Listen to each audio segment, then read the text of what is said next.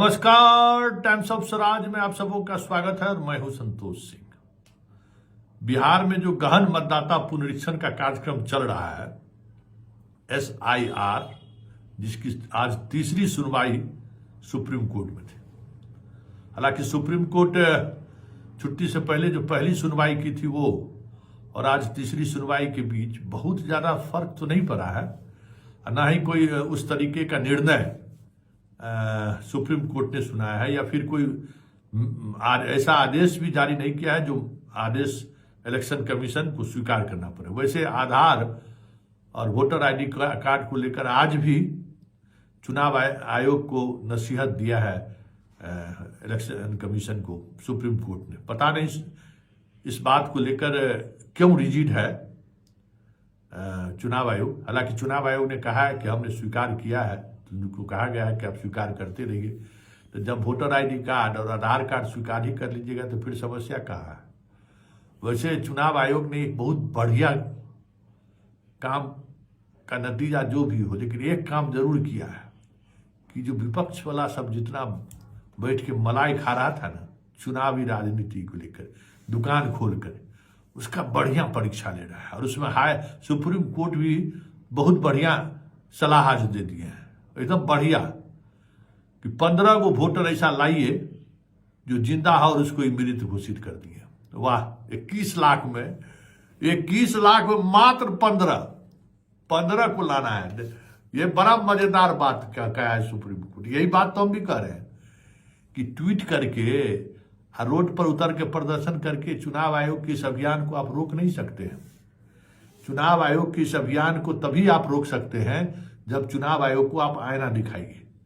चुनाव आयोग को पत्रकारों ने आईना दिखाया कि भाई देखिए किस तरीके से ये कोई भी कागजात नहीं ले रहे हैं और सीधे सीधे फॉर्म जमा ले रहे हैं। आधार भी स्वीकार कर रहे हैं और वोटर आईडी कार्ड भी स्वीकार कर रहे हैं। तो ये सुनवाई में तो ये बात सामने आई, इलेक्शन कमीशन ने भी स्वीकार किया है। अब अगस्त में सुनवाई होगी और अगस्त में सुनवाई होगी तो उस दौरान 8 अगस्त को सभी पार्टी को कहा गया कि पूरा विस्तृत बही खाता जमा करिए।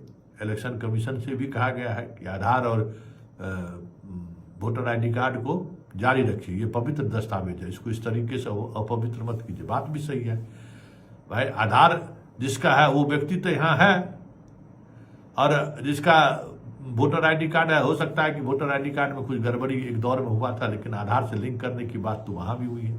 सब कुछ तो आपके वोटर आईडी कार्ड में दर्ज है, इपिक नंबर से लेके सब कुछ। तो ये बात यहां तक अब पहुंच गई है, लेकिन सुनवाई आज भी बड़ा मजेदार रहा। और ये तय मानिए कि ये जजमेंट जो भी हो, इसके पीछे जो लोगों का मंशा था ना, उस मंशा को तो यहाँ बिहार के पॉलिटिकल पार्टी ने कह सकते हैं कि पानी तो जरूर फेर दिया है।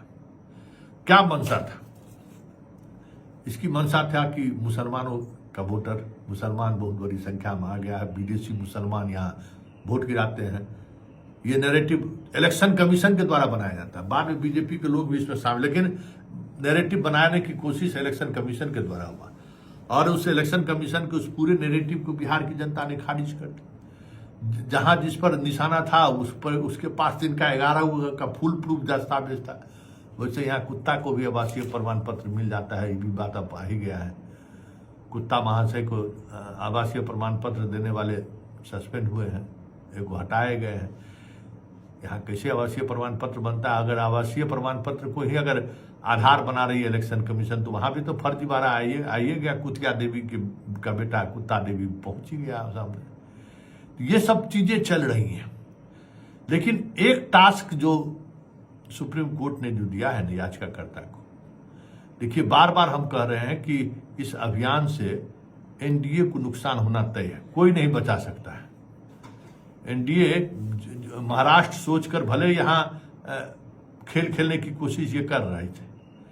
चुनाव आयोग बता दिया कि भाई 189 को सीट ऐसा है जहां 5,000-7,000 वोट से हार जीत होता है, खेल खत्म हो जाएगा।